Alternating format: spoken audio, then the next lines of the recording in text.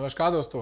चलिए next topic start करते हैं, battle of Plassey and battle of Buxar. ठीक है, तो अब हम लोग देखने वाले हैं इसका, इसके बाद से आप लोगों का स्टार्ट हो जाए मॉडर्न इंडिया। ठीक है, इससे पहले का जो फ्रेंच एंग्लो राइवलरी वगैरह थी वो सब चीज़ें जो है वो लेटर मुगल वाले पार्ट में आता है, मतलब वहाँ से एक्चुअली स्टार्ट हो जाता है। With the advent of European start हो जाता है आपका मॉडर्न इंडिया। लेकिन वो कंट्री जो जोन है जहाँ पे दोनों जन एक तरफ से चल रहा है, एक तरफ से वो चल रहा है, एक तरफ से ये चल रहा है, तो वो आपका मोस्टली पार्ट होता है लेटर मुगल वाले पार्ट में। ठीक है, तो यहाँ से एक्चुअली में स्टार्ट होता है ईस्ट इंडिया का एक्चुअल में काम, या फिर ऐसे कहा जाए कि मॉडर्न इंडिया यहीं से स्टार्ट होता है। मॉडर्न इंडिया के लिए कौन सी बुक आपको रेफर करनी होगी, तो आपकी स्पेक्ट्रम है, स्पेक्ट्रम मॉडर्न इंडिया की, राजीव अहिर जी उसके राइटर हैं। बहुत ही अच्छी बुक है, बहुत ही वेल नोन बुक भी है, आसानी से मिल भी जाती है आपको कहीं ना कहीं। वो आप लोग जरूर पढ़िएगा, वो बहुत ही अच्छी बुक है, वही आपको रेफर करना है। ठीक है, एंड नेक्स्ट थिंग, चलिए बहुत ज़्यादा इसमें प्रवचन ना देखे, हम लोग फटाफट से आगे बढ़ेंगे और इसको स्टार्ट करेंगे। ठीक है, चलिए तो पहले आप लोग को एक मैप दिखाता हूँ। मैप से आप लोगों को समझ में आ जाएगा कि बैटल ऑफ प्लासी और बक्सर है क्या एक्चुअली में, कहाँ पे है। ठीक है, तो ये प्लासी आप लोग देख सकते हैं, ये वेस्ट बंगाल में है, और बक्सर यहाँ पे आप देख सकते हैं, ये बिहार में। ठीक है, बक्सर, ठीक है, बक्सर जिला है, और आप लोग जानते होंगे। ठीक है, बाकी ये सब इंपॉर्टेंट इंपॉर्टेंट वॉर्स हुए हैं अंग्रेज मतलब इंग्लिश फोर्सेस के अलग अलग रूलर्स के साथ, तो आप लोग देखना तो देख सकते हैं। ये आपका मतलब मराठा एंग्लो मराठा वॉर के वॉर्स है, ये आपके कर्नाटिक के वॉर्स हैं जो भी आप लोग हम लोग ने अभी डिस्कस किया था। फिर उसके बाद ये मैसूर के वॉर्स हैं। ठीक है, ये सारे के सारे वॉर्स जो किए गए थे, सारे वॉर्स वगैरह याद रखने की कोई ज़रूरत नहीं, जो इंपॉर्टेंट प्रोमिनेंट वगैरह होंगे वही सबसे याद करने की ज़रूरत है। ओके, चलिए। अलीवर्दी खां जो कि बंगाल के नवाब थे, वो उनकी डेथ हो जाती है आपके 1756 में। ठीक है, तो इनके बेटे सिराजुद्दौला आते हैं गद्दी पे। ठीक है, ये आते हैं तो पहले इनका दिमाग खराब हो जाता है, क्योंकि ये अलीवर्दी खान के समय से ही रेवेन्यू डिपार्टमेंट वगैरह देखते रहते हैं, तो इनको पता चलता है कि भाई जो इंग्लिश लोग हैं ये बेवजह का हम लोग को लूट खसोट कर रहे हैं, ब्रिटिश लोग जो है वो हम लोग का हमारे साथ लूट खसोट कर रहे हैं। हम लोग ने इनको फरमान दिया था, फारूक सियर ने इनको फरमान दिया था कि भाई इस रीजन में आप फ्री ट्रेड कर सकते हो, आपके ऊपर कोई टैक्सेस नहीं लगाए जाएंगे। उसका ये गलत उपयोग कर रहे हो और सारे टैक्सेस को साइफन ऑफ कर रहे हैं। मतलब इन लोग क्या करते थे कि ब्रिटिश लोगों को फ्री ट्रेड का एग्रीमेंट, मतलब फ्री ट्रेड का इनको दिया गया था, फरमान दिया गया था। तो ये क्या करते थे, लोकल जो ट्रेडर्स थे उनसे बोलते थे भाई आप लोग के ऊपर तो टैक्सेस लगेंगे 10-15 रुपए, आप मुझे दे दो अपना जो सामान है, मैं इसको पास ऑन कर दूंगा, और क्या बोलते हैं आपका जो कॉस्ट होता है वो मैं आप लोग को दे दूंगा। ठीक है, तो मोस्टली सारे के सारे ट्रेडर्स लोग तैयार हो जाते हैं कि कौन एक्स्ट्रा टैक्स सरकार को दे, उससे बेटर है कि इन्हीं को दे दो, और ये जाएंगे बेच के आएंगे, बीच का मतलब हमारा जो काम था वो भी इन लोग करेंगे, हम लोग को सिर्फ और सिर्फ इनको ले जाके सामान बेचना है। तो ये क्या हो जाता, इससे क्या हो रहा था कि इनके इनके अंदर एक जो क्या कहते हैं एक्चुअल जो ट्रेडिंग की भावना थी वो सब पूरी तरीके से खत्म होने लगी। उसके बजाय इन लोग most of the time dependent हो जाते थे आपके इंग्लिश फोर्सेस के ऊपर। ठीक है, इंग्लिश फोर्सेस के ऊपर डिपेंडेंट होने की वजह से इंग्लिश फोर्सेस की मोनोपोली जो थी वो बढ़ती चली जा रही थी। ये मोनोपोली ही आगे चल के ये कारण बन जाती है, जिसकी वजह से जब चेंजेस लाया जाता है इस रीजन के अंदर, कुछ कुछ भी चेंजेस लाया जाता है तो इंग्लिश फोर्सेस को इफेक्ट करता है। इंग्लिश फोर्सेस या फिर इंग्लैंड की बात की जाए तो, या फिर ब्रिटिशर्स की बात की जाए तो, इन लोग अटैक करते हैं, लड़ाई करते हैं अपनी मोनोपोली को तोड़ने मतलब टूटने न देने के लिए, या फिर जो इनकी मोनोपोली है उसको कोई भी हर्ट ना हो, कोई भी मतलब आके बाहरी ताकत आके इसको हर्ट ना करे। दैट इज वाई हम बार बार ये सब लड़ाई में घुसेंगे। ठीक है, तो खैर सिराजुद्दौला जैसे ही आता है, सक्सीड करता है, तो ये सबसे पहला काम यही करता है कि भाई कलकत्ता के ऊपर सीज डालो, कलकत्ता के ऊपर अटैक करो, और पूरी तरीके से मतलब ये ब्रिटिश कॉलोनी जो है इसको पूरी तरीके से घेराव करके रख लो, जब तक इन लोग पैसे वैसे दे के हम लोग से मतलब माफ़ी नहीं मांगते। ठीक है, तो ये जीत तो जाता है, मतलब अचानक से अटैक करता है, जून 56 में अटैक करता है, और ये पूरी तरीके से मतलब इस रीजन को अपने कब्जे में ले लेता है। ठीक है, काफ़ी यहाँ पे भी इवेंट वगैरह काफ़ी सारे हैं, जैसे मैंने आपको बताया था कि events are not important in this things, इसमें सिर्फ और सिर्फ वही सब इंपॉर्टेंट चीज़ें होंगी जो एक्चुअल में स्ट्रक्चरल चेंजेस लेके आ रही है, सोशो पॉलिटिकल इकोनॉमिक कल्चरल, ये सब कुछ चेंजेस लेके आ रही है, वही हम लोग को देखना होता है। ठीक है, तो यहाँ पे ये जीत जाता है अचानक से अटैक करने के बाद इन लोग के साथ, फिर नेगोशिएशन वगैरह भी होता है, क्लाइव भी इसी बीच में आ जाता है, और ये इन लोग को हरा के मतलब एक ट्रीटी साइन करता है इनके बीच में, और इन लोग अपने अपने जगह पे चले जाते हैं। ठीक है, सिराजुद्दौला भी अपनी जगह पे चला जाता है और क्लाइव अपने जगह पे चला जाता है, लेकिन क्लाइव ये जानता है कि भाई जब तक सिराजुद्दौला गद्दी पे बैठा हुआ है ये हमारे लिए बोन ऑफ कंटेंशन हमेशा बना रहेगा, और ये कभी भी वापस से सेम अटैक करेगा और अगली बार हम लोग को संभालने के लिए बहुत मौका संभालने के लिए मौका भी नहीं मिलेगा। तो इसने क्या किया कि उसका जो कमांडर था मीर जाफर, उससे बात करता कि भाई आपको असली नवाब होना चाहिए, ये तो देखो ये तो ठीक से नहाता धोता भी नहीं है, आप देखो कितने फ्रेश रहते हो, हमेशा सिंथॉल साबुन लगाते हो, इस तरीके से बोल के इसको अच्छी अच्छी बातें प्रलोभन दे दे के इसको अपने तरफ ले लेता है। और इसको मतलब फिर उसके बाद मतलब एक अंदर अंदर कॉन्स्पिरेसी रची जाती है, जिससे Sirajuddaulah is forced to act against this English army के खिलाफ फोर्स हो जाता है कि भाई अब हम लोग को इनके खिलाफ लड़ना ही पड़ेगा। और लड़ाई कहाँ पे होती है? Battle of Plassey. प्लासी मैंने आप लोगों को दिखाया, वहां पे ये लड़ाई होती है 1757 के अंदर, जहां पे ऑलरेडी सारा का सारा कॉन्स्पिरेसी करके इंग्लिश फोर्सेस लोग ने पूरा का पूरा जो अंदर इंटरनल सिस्टम था वो पूरी तरीके से खोखला कर दिया था। सिर्फ सिराजुद्दौला उसके कुछ छोटे मोटे जो लॉयल लोग थे वही सिर्फ उसके साथ रह जाते हैं, बाकी की जितनी भी फोर्सेस रहती है वो मीर जाफर के साथ खड़ी रहती है और चुपचाप तमाशा देखती है। ठीक है, तो यहाँ पे बुरी तरीके से मतलब एक कॉन्स्पिरेसी के तहत सिराजुद्दौला को मार दिया जाता है और फिर उसके बाद मीर जाफर बन जाता है यहाँ का नया नवाब। इसको बिठा दिया जाता है बाय द इंग्लिश फोर्सेस के द्वारा कि ये आज से नया नवाब बन गया। इसका कॉन्सिक्वेंसेस क्या है वो बहुत ज़्यादा इंपॉर्टेंट है, तो कॉन्सिक्वेंसेस क्या है वो बारी बारी देखते हैं। फाइनेंशियल एंड पॉलिटिकल कॉन्सिक्वेंसेस की बात करते हैं। ठीक है, फर्स्ट, कंपनी को अनडिस्प्यूटेड राइट दिया जाता है free trade in Bengal, Bihar and Orissa. ठीक है, ये एक बहुत बड़ा वैल्यू हो जाता है इनके लिए, एक माइलस्टोन सेट हो जाता है कि भाई इन लोग को बंगाल, बिहार, उड़ीसा में कोई भी मतलब कितना भी ट्रेड करे इन लोगों को कोई भी टैक्स वगैरह देने की, 1 रुपया देने की कोई ज़रूरत नहीं है। इसका इन लोग बहुत मिसयूज भी करने वाले हैं, सीधी सी बात है। साथ ही साथ 24 परगना करके एक अभी भी आपका डिस्ट्रिक्ट है, उस डिस्ट्रिक्ट का जमींदारी पूरी तरीके से दे दिया जाता है इनको कि भाई आप लोग इनकी जमींदारी आप लीजिए। ठीक है, नया नवाब मीर जाफर ये पूरी तरीके से ब्रिटिशर्स लोगों के ऊपर डिपेंडेंट रहता है अपने सारे के सारे काम करने के लिए। मतलब उसको अगर सुबह सुबह वॉशरूम भी जाना होगा तो भी वो पूछेगा कि भाई मैं जाऊँ कि नहीं जाऊँ। ठीक है, इनफैक्ट इंग्लिश आर्मी ने अपनी 6000 ट्रूप्स की एक सेना बंगाल में स्टेशन करके रखी रेगुलर बेसिस पे, और इसका खर्चा पानी कौन देगा? मीर जाफर देगा। ठीक है, नेक्स्ट है ब्रिटिश लोगों को हेल्प करने के लिए तुरंत वेल्थ पे किया जाता है। मतलब ये मीर जाफर बड़ा खुश होकर पैसा देता है, लगभग 8 लाख पाउंड्स का पैसा देता है।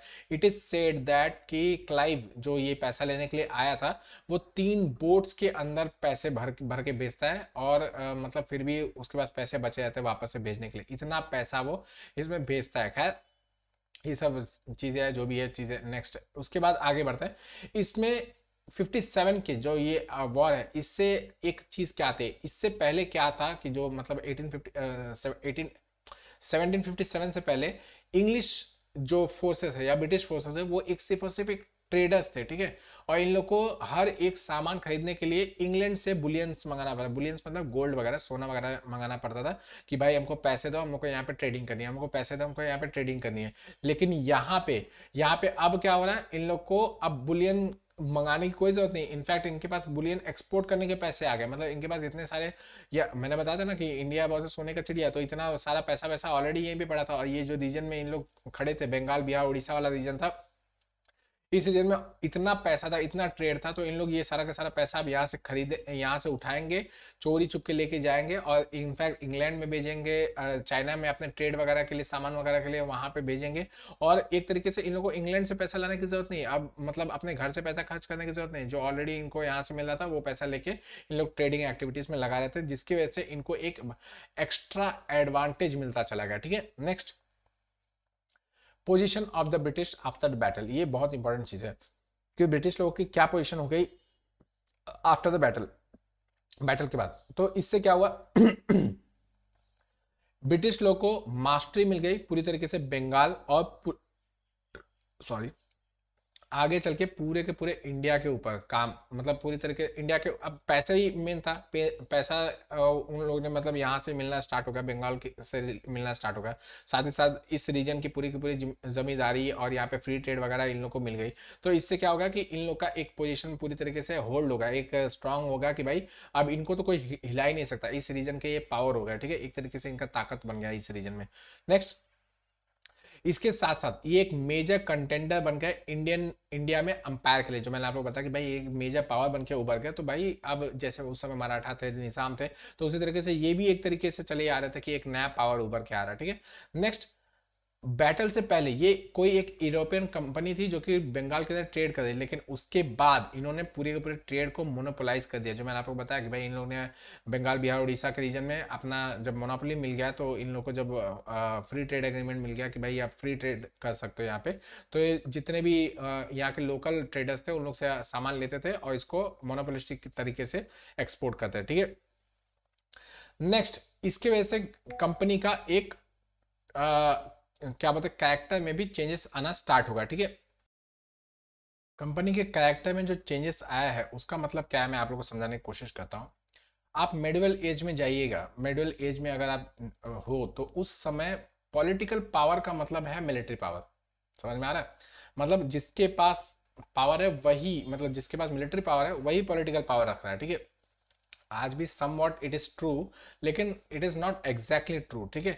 लेकिन उस समय बहुत ज्यादा ये माना जाए, मतलब जैसे कहते हैं ना, जिसकी लाठी उसकी भैंस, मतलब जिसके पास पावर है वही एक्चुअल में मतलब सोर्स ऑफ सारा का सारा रूल वगैरह जो बनाने का पावर है वो सिर्फ और सिर्फ उसी के पास है जिसने जिसके पास मतलब मिलिट्री पावर जिसके पास भरी पड़ी है। तो यहाँ पे मिलिट्री पावर किसके पास है? आपके नई फोर्स के पास। कौन सी नई फोर्स है? ब्रिटिश फोर्सेस है, ठीक है। तो आपका ये नई जो फोर्स है वो एक कमर्शियल कम मिलिट्री कम पॉलिटिकल बॉडी बनती चली गई, ठीक है। नेक्स्ट, बंगाल की जो इतनी रेवेन्यू मिली उससे इन्होंने स्ट्रांग आर्मी, और जो पूरे के पूरे भारत में इतने सारे कॉन्क्वेस्ट की, इतने सारी लड़ाइयाँ लड़ी, उसके जो पैसे आते थे वो एकदम निर्द्वंद थे कि हाँ भाई पैसे के लिए तो बंगाल बैठा है ना, बंगाल से इतना रेवेन्यू आ रहा है, पैसे लड़ो लड़ो, जितना लड़ना है उतना लड़ो, ठीक है। इनफैक्ट इसी बंगाल के रेवेन्यू से ही इन्होंने एंग्लो फ्रेंच स्ट्रगल में अच्छी तरीके से परफॉर्म भी किया और काफी सारा पैसा वगैरह यहाँ पे जाया भी किया, ठीक है। Next, victory of Plassey enabled company with its servants to amass untold wealth. वैसे मैंने आपको जैसे बताया कि क्लाइव ने 3 बोर्ड्स भर के पैसा लेके गया था, फिर भी उसके पास पैसे बच गए थे। उसी तरीके से जितनी भी कंपनी थी और कंपनी और उसके जितने सर्वेंट्स थे वो पैसा भर भर के लेके जाते थे, इतना पैसा लेके जाते थे, ठीक है। नेक्स्ट है यही वही सेम चीज कि crucial for the Indian French reveals के ऊपर उठने के लिए, ये सब ऐसे। बाकी इसके बैटल ऑफ प्लासी, इसके वजह से beginning of political supremacy of the English east India company in India start होती है, ठीक है। अब मतलब पॉलिटिकल सुप्रीमेसी की तरह ये भी आप ऊपर चले आ रहे हैं कि भाई अब बाकी जितने भी पॉलिटिकल पावर्स है, मराठा है, सिंधिया है, भोसले है, आपके निजाम वगैरह है, उनके साथ साथ ये भी साइड में चले आ रहे हैं, ठीक है। बैटल ऑफ बक्सर जो नेक्स्ट होता है 64 के अंदर, ये एक वाटरशेड मूवमेंट इसको कहा जाता है कि भाई इसने एक्चुअल पावर को पूरी तरीके से एस्टैब्लिशमेंट कर दिया। बैटल ऑफ प्लासी ने एक मतलब कह सकते हैं ट्रेलर दिखाया कि हाँ भाई इंग्लिश लोग क्या कर सकते हैं, लेकिन एक्चुअल पिक्चर किसने दिखाया? बैटल ऑफ बक्सर ने दिखाया। क्यों इतना वेटेज दिया जाता है बैटल ऑफ बक्सर को? क्योंकि यहाँ पे मुगल फोर्सेस इन्वॉल्व हो गई थी, इनफैक्ट मुगल हाउस इन्वॉल्व हो चुका था, मुगल किंग इन्वॉल्व हो चुके थे, जो मुगल राजा थे वो इन्वॉल्व हो चुके थे, और यहाँ पे उनकी बड़ी बुरी तरीके से कुटम्मस हो जाती है, ठीक है। दैट इज वाई इसको एक वाटरशेड मूवमेंट माना जाता है, एक इंपॉर्टेंट मूवमेंट माना जाता है in the modern Indian history की भाई इसके बाद से कॉलोनियल रूल जो है वो एक्चुअल में स्टार्ट होता है। इससे पहले जो भी रूलिंग हो रही है वो कॉलोनियल रूल का हो सकता है हिस्सा माना जाए, लेकिन यहाँ से एक्चुअल कॉलोनियलिज्म स्टार्ट होता है, ठीक है। तो इसके कॉन्सिक्वेंसेस क्या है? फर्स्ट आपको बता दिया कि ग्रेट मुगल हाउस भी हार गया, तो इसकी वजह से ब्रिटिश ट्रूप जो है वो एक पोटेंट फोर्स बन के आए इंडियन सब कॉन्टिनेंट के अंदर, ठीक है। नेक्स्ट, ट्रीटी ऑफ इलाहाबाद, इसने बहुत इंपॉर्टेंट चीजों को एस्टेब्लिश करके रख दिया। फर्स्ट, इसने ये कह दिया कि भाई रेवेन्यू एक्सट्रैक्शन का जो भी आपका पूरा का पूरा दारोमदार है वो आपको इंग्लिश ईस्ट इंडिया कंपनी को दे दिया, कि बंगाल का जितना भी रेवेन्यू है वो ईस्ट इंडिया कंपनी ले ले और अपने काम में जैसे भी यूज करना है वैसे कर सके। इसके अंदर 2 ट्रीटीज हुई थी, वो सब डीप में जाने की जरूरत नहीं, बस इतना ही समझ के रखिए कि रेवेन्यू के जो राइट्स थे वो आपके बंगाल को बंगाल के रेवेन्यू राइट्स जो थे वो आपके ब्रिटिश लोगों को मिल गए बाय द मुगल के द्वारा, ठीक है। तो मुगल सैंक्शंस मिल गया, मतलब अब बाकी लोग इसके ऊपर कोई भी हस्तक्षेप नहीं कर सकता। इनफैक्ट इसी समय रॉबर्ट क्लाइव ने अपना डुअल एडमिनिस्ट्रेटिव सिस्टम इस रीजन में एस्टेब्लिश किया था, जिसके द्वारा डुअल सिस्टम के द्वारा बोथ दीवानी मतलब रेवेन्यू और निजामत सिविल एडमिनिस्ट्रेशन जो था वो आ गया ब्रिटिश लोगों के पास। और जो एक्चुअल एडमिनिस्ट्रेशन का काम था मतलब एक तरीके से ट्यूटिलर हेड जो होता था वो निजाम बन के बैठ गया, ठीक है। तो मतलब मेन जो एक्सट्रैक्शन पैसे वैसे का जो काम था वो सारा का सारा ब्रिटिश लोग के पास रहेगा, और जो मतलब सिंपल एडमिनिस्ट्रेशन वाला काम था वो कौन लेके बैठ गया, आपके निजाम जी लेके। तो मतलब कुछ भी मतलब गड़बड़ होगी तो गाली कौन खाएगा, निजाम खाएगा, लेकिन उगाई कौन कर रहा है, पैसे कौन मतलब छीना झपटी कर रहा है, रेवेन्यू कलेक्शन कौन कर रहा है, इंग्लिश लोग कर रहा है, ठीक है। तो ये बहुत ही मतलब ज्यादा exploitative, one of the worst exploitative, इसके बारे में वहाँ के इनफैक्ट पार्लियामेंटेरियंस लोग ने भी कहा है, ब्रिटिश पार्लियामेंटेरियंस लोग ने भी कहा है कि भाई जो डुअल सिस्टम रॉबर्ट क्लाइव ने बनाया इसके जैसा घटिया और इसके ज्यादा एक्सप्लॉयटेटिव कोई और सिस्टम हो ही नहीं सकता, ठीक है। नेक्स्ट, बैटल ऑफ बक्सर के बाद जो यहाँ की विक्ट्री हुई थी, यहाँ पे एक्चुअल फाइट हुई थी ना, हेक्टर मुनरो ने फाइट किया था टू द बाकी जो 3 फोर्सेस है उनके खिलाफ हेक्टर मुनरो ने फाइट किया था और ये जीत भी गए थे। तो इससे ये आ गया कि भाई इस रीजन में आपके ईस्टर्न सब कॉन्टिनेंट वाले रीजन के अंदर कोई भी ऐसा फोर्स नहीं बच गया है जिसको इंग्लिश लोग को वो चुनौती दे सके। समझ में आ रहा है कि नहीं। यहाँ पे जो निज़ाम थे बंगाल के वो भी हार गए, जो अवध के निज़ाम थे वो भी हार गए, इनफैक्ट मुगल जो किंग थे वो भी हार गए। तो अब यहाँ पे कौन बचा है, सिर्फ और सिर्फ इंग्लिश लोग बचे, ब्रिटिश पावर ही सिर्फ बचा हुआ, ठीक है। Next, Nawab of Awadh. Nawab of Awadh जो थे वो एक तरीके से बफर स्टेट की तरह काम करने लगे। आप लोग को मतलब अगर समझाऊं तो इस तरीके से, रुकिए मैं आपको मैप दिखाता हूँ, ठीक है। ये मैप देखिए, इसमें आप लोग को समझ में आ जाएगा कि क्या हो रहा है, ठीक है। तो यहाँ पे जो नवाब ऑफ बंगाल वाला जो पोर्शन है ये अब कब्जे में आ गया किसके, आपके ब्रिटिश फोर्सेस के अधीन आ चुका है, और यहाँ पे भी थोड़ा सा हिस्सा आपका आ चुका है, ठीक है। तो ये पूरा का पूरा रीजन आ चुका है आपके इंग्लिश फोर्सेस के अधीन। अब यहाँ पे जो नवाब ऑफ अवध है इनको हरा दिया गया, ठीक है। तो ये एक तरीके से इनके फ्रेंडली मेंबर बन गए। इनका फ्रेंडली मेंबर बनने का, ये जो नवाब ऑफ अवध थे वो चूंकि हार चुके थे बंगाल मतलब ब्रिटिश फोर्सेस से, तो वो इनके फ्रेंड बन गए। अब ये फ्रेंड बनने के वजह से ये एक बफर स्टेट की तरह काम कर रहा है। क्यों? क्योंकि यहाँ पे राज किसका है, यहाँ पे बाकी के रीजन में किसका राज है, मराठास का राज है, ठीक है। ये पूरा का पूरा मराठा रीजन आ रहा है। तो मराठास वे वेरी नोटोरियस इन फाइटिंग, इस रीजन में यहाँ वहाँ एक्सपांड करने में बहुत ज्यादा इन लोग नोटोरियस थे। तो इंग्लिश नहीं चाहती थी कि भाई मराठास लोगों से डायरेक्ट कॉन्फ्लिक्ट इस वक्त ली जाए, क्योंकि इनके पास वेल्थ भी था, एम्पायर भी था काफी, और काफी रिसोर्सेस होने की वजह से ये काफी फाइट वगैरह में भी दक्ष थे, और बहुत बड़ा रीजन होने की वजह से ये कभी भी रिसोर्सेस को मोबिलाइज कर सकते थे। और इनकी कॉन्फिडेंसी मैंने बताया था कि कॉन्फिडेंसी बहुत ही मजबूत थी और बहुत ज्यादा एक्टिव थी इस रीजन के अंदर। दैट इज वाई इंग्लिश लोग तुरंत फाइट इन लोग से नहीं चाहते थे, इसीलिए इन लोग ने नवाब ऑफ अवध को एज ए बफर स्टेट की तरह यूज किया कि भाई अगर इनकेस कुछ भी फाइट वगैरह होती है तो पहले तू पिटेगा, उसके बाद तब मेरी बारी आएगी, तब तक मैं अपने आप को बचाने का कोई ना कोई इंतजाम कर लूंगा। तो जो आपका अवध है वो एक बफर स्टेट की तरह काम करने लगा। इसके अलावा कंपनी ऑफिशियल्स लोग ने अपने रेसिडेंट्स को हर जगह पे बिठा दिया, मुगल एम्पायर के मुगल कोर्ट के अंदर बिठा दिया, अवध कोर्ट के अंदर बिठा दिया, जो आसपास के छोटे मोटे रूलर्स थे उनके कोर्ट में बिठा दिया कि भाई हमारे रेसिडेंट आपके पास रहेंगे, हमारे बीच में आपके बीच में बातचीत करते रहेंगे। इससे वहाँ के इंटरनल अफेयर्स के अंदर रेगुलर बेसिस पे कुछ ना कुछ इन लोग हाथ पैर डालते रहते थे, ठीक है। बाकी ये वही चीजें जो ऊपर की चीजें वही सब की, इकोनॉमिक पावर बन गया, पॉलिटिकल पावर बन गया, ये बन गया वो बन गया, ठीक है। Next, reasons for British supremacy in India, ठीक है। सारे के सारे रीजंस एक ही बार में देखेंगे फटाफट से एंड वाइंड अप करेंगे, ठीक है। फर्स्ट है superior arms and military strategy. इसमें तो इनका कोई दो राय नहीं था। इन लोग नए नए टेक्नोलॉजीज के ऊपर काम करना, रिसर्च करना, इसके ऊपर ज़्यादा फोकस कर रहे थे। ज़्यादा से ज़्यादा वहाँ पे रिसर्च किया जा रहा, और साथ ही साथ नए नए बंदूक, नई नई गोलेबारी के तकनीक वगैरह सब नई नई लेके जा रहे, और उसको इम्प्लीमेंट भी किया जा रहा था। ऐसा नहीं कि सिर्फ और सिर्फ इन्वेंशन करके छोड़ दे रहे थे, उसको इम्प्लीमेंट भी किया जाता था। साथ ही साथ मिलिट्री स्ट्रैटेजी बनाने के लिए इन लोग बहुत ही एक्सपर्ट थे। दो इंडियन जो आपके किंग्स थे उन लोग ने भी ये सब स्ट्रैटेजीज वगैरह धीरे धीरे करके बनाना सीख लिया एंड आर्म्स वगैरह लेना भी स्टार्ट कर दिए। लेकिन ये सिर्फ और सिर्फ इमिटेशन गेम चलता रहा, मतलब सामने वाले का सिर्फ और सिर्फ कॉपी पेस्ट करना स्टार्ट करा। तो एक्चुअल जो होगा, जो ओरिजिनल होगा, उसके पास तो ज़्यादा ही चीज़ें होगी ना, क्योंकि उसने बनाया हुआ है। लेकिन बाकी लोग ने सिर्फ और सिर्फ इमिटेट किया हुआ है, तो उन लोग उतना इफेक्टिव नहीं साबित हो रहे थे। नेक्स्ट है लॉयल्टी, मिलिट्री डिसिप्लिन और रेगुलर सैलरी। ये रेगुलर सैलरी वाला जो चीज़ था इसने बहुत ड्रास्टिकल चेंजेस कर दिया। मैंने आप लोगों को कई बार आप लोगों को पिछले एंशिएंट इंडिया और मॉड्यूल इंडिया में भी बताया कि भाई इस समय के जो किंग्स होते थे, राजा वगैरह होते थे, उनको अपने रेवेन्यू कनेक्शन के लिए लड़ाई करने के लिए जाना पड़ता था कि रेगुलर बेसिस पे रेवेन्यू कनेक्शन करना मतलब एक तरीके से लड़ाई करने निकल जाना कि भाई चलो रेवेन्यू कलेक्शन करना है, आपने मुझे पैसा नहीं दिया, चलो आपके ऊपर अटैक करेंगे। तो ये बारी बारी रेवेन्यू कलेक्शन मतलब बहुत धीरे धीरे रेवेन्यू कलेक्शन होने की वजह से इन लोग अपने सोल्जर्स लोग को पेमेंट भी बहुत ही धीरे धीरे करते थे, बहुत ही स्लो स्लो करते थे। लेकिन यहाँ पे मिलिट्री डिसिप्लिन में इन लोग ने ये किया कि भाई रेगुलर सैलरी आएगी, मतलब इंग्लिश फोर्सेस में जितने भी सोल्जर्स थे उन लोग को रेगुलर सैलरी आएगी, जितना आपको बोल दिया गया उतना सैलरी आपको रेगुलर बेसिस पे दे दिया जाएगा। आप वहाँ पे जाइए, अपनी सैलरी इकट्ठा कीजिए और लेके चले जाइए घर पे, ठीक है।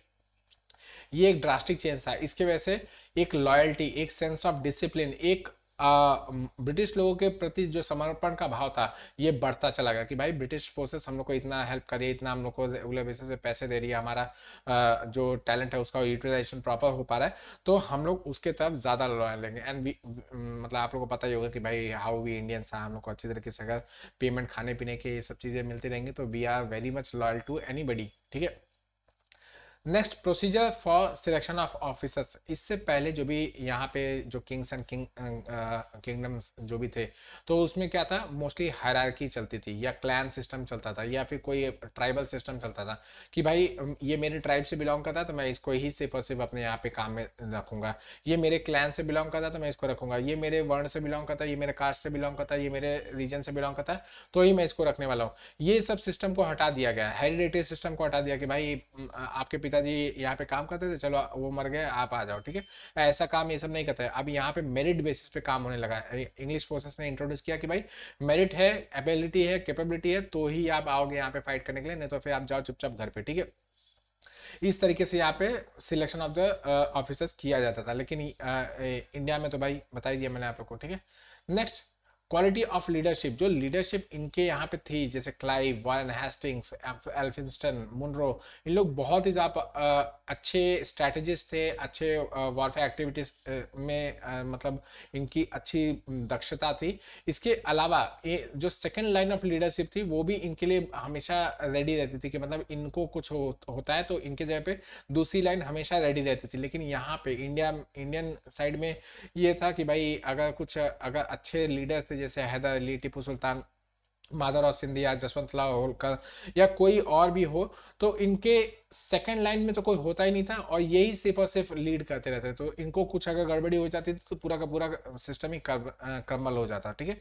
तो ये एक डिसएडवांटेज थी। नेक्स्ट है financial backup. British Indian company क्या करती थी, ये एक तरीके से कोई भी एडमिनिस्ट्रेशन काम तो देख ही नहीं रही थी, ये सिर्फ और सिर्फ पैसे रेवेन्यू इकट्ठा करने का काम लेके बैठी थी आपके प्लासी के युद्ध में, ठीक है। प्लासी से इन लोगों ने पूरी तरीके से सिर्फ रेवेन्यू कलेक्शन एक प्राइमरी मोटिव अपने यहाँ पर लेके रखा था। और बक्सर के बाद भी इन्होंने रेवेन्यू कलेक्शन को ज्यादा वेटेज दिया एज कम्पेयर टू एडमिनिस्ट्रेशन को। तो इसके वजह से इनका फाइनेंशियल बैकअप हमेशा स्ट्रांग रहता, हमेशा अच्छा रहता था और इन लोग हमेशा पैसे के लिए कभी इनको तंगी वाली स्थिति नहीं आती थी। लेकिन उसी के बजाय इंडियन साइड में ये होता था कि भाई पैसे आपको उगाई करनी है तो आपके वेसल्स लोग ही पैसे नहीं देते थे, जो आपके सामंत वगैरह थे उन्हीं लोग से पैसे नहीं देते थे, उनसे पहले लड़ाई करो फिर पैसे लेके आओ, फिर उसका लड़ाई करने के लिए इनसे जाओ। तो ये बहुत ही दिक्कत वाला चीज़ था, ठीक है। और यही सेम आपका जो यूरोपियन अदर कंपनीज थे उनके साथ भी दिक्कत थी कि उनको पैसे नहीं मिलते थे और यहाँ पे पैसे की भरमार लगी पड़ी थी, ठीक है। लास्ट थिंग आते lack of national pride and unity. ये इंडियंस के पर्सपेक्टिव में कि उस समय पूरा का पूरा इंडिया क्या है, डिवाइडेड है। हर जगह पे छोटे छोटे प्रिंसिपैलिटीज बनी हुई है। कोई इसमें कोई बहमनी किंगडम बनाया, कोई सॉरी बहमनी ने उससे में तो चले गए थे, कोई मुगल्स के टूट के कई और बना रहा है, कोई बंगाल का नवाब बन गया है, कोई हैदराबाद का नवाब बन गया है, कोई मराठा बना रहा है, कोई कुछ और बना रहा है, कोई राजपूताना बना रहा है। ये सब कुछ अपना अपना चले जा रहे हैं, ठीक है। इससे प्रॉब्लम क्या था कि किसी के अंदर सेंस ऑफ नेशनल यूनिटी जैसा नहीं था। किसी को ये नहीं पता था कि भाई इंडिया नाम का कोई चीज़ है या भारत नाम का कोई देश है। दो भारत एज ए रेफरेंस आपके ऋग्वेद में था, लेकिन यहाँ पे कोई भी ऐसा मतलब लिख के नहीं आता, जो भी था सब अपना अपना सिर्फ चल रहा है सबका। तो नेशनल प्राइड की भावना नहीं थी, एक दूसरे के मर मिटने की भावना नहीं थी। मेरा बच रहा है तो ओके ठीक है, सामने वाले का टूट जाए कोई फर्क नहीं पड़ता। ऐसे धीरे धीरे करके ये वल्नरेबल होते चले जाते हैं, ठीक है। इनफैक्ट ऐसा कहा जाता है, इट इज़ अ सेइंग, ये बहुत ही प्रोमिनेंट सेइंग है जो मुझे जस्ट अभी याद आ गई कि भाई अगर किसी के साथ बुरा हो रहा है और आप चुपचाप खड़े हो, तो गेट रेडी फॉर योर बुरा, ठीक है, कि धीरे धीरे आपके साथ भी वही बुरा होने ही वाला है, ठीक है। अगर आप बुरे को आप सपोर्ट कर रहे हो तो धीरे धीरे बाद में आपके साथ भी बुरा होने ही वाला है, ठीक है। इस तरीके से चीज़ें कही जाती है। तो यहाँ पे नेशनल प्राइड और यूनिटी का कोई भी मतलब कहने की बात नहीं थी। तो यहाँ पे इनको मतलब ब्रिटिश फोर्सेस को इन सबको रौंद के आगे बढ़ने में कोई भी मतलब परेशानी नहीं हुई, ठीक है। लास्ट वाइंड अप यही करते हैं कि फ्रॉम प्लासी से लेके एनेक्सेशन ऑफ द पंजाब तक जो आपका 1849 तक होता है, इस पूरे टेरिटरी में सिर्फ और सिर्फ अलग अलग हथकंडे अपना के, चाहे सब्सिडरी अलायंस हो, चाहे डॉक्ट्रिन ऑफ लैप्स हो, या अलग अलग फिजिकल मतलब कॉन्क्वेस्ट वगैरह कर, I am sorry, physical conquest वगैरह करके भी इन लोगों ने इतना बड़ा एम्पायर बनाया at the cost of Indians, ठीक है। तो ये आपका ब्रिटिश एम्पायर से रिलेटेड है। और अब हम लोग स्टार्ट कर देंगे एक्चुअल क्या बोलते हैं आपका मॉडर्न इंडिया। तो तब तक ऐसे वेट करिए और कल मिलते हैं। बाय।